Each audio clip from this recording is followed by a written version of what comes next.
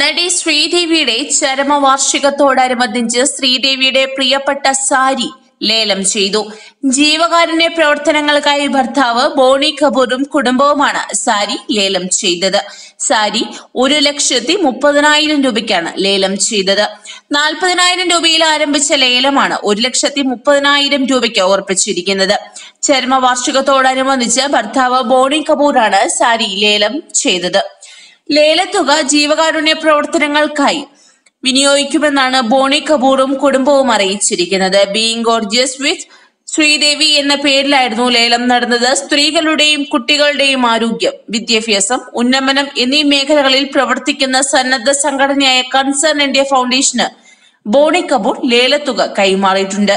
ഇന്നേക്ക് ശ്രീദേവി മരിച്ചിട്ട് 1 വർഷം തികഞ്ഞിരിക്കുന്നു. ഏറെ നിരാശയോടെയാണ് ആരാധകർ ഇപ്പോഴും ഉള്ളത്.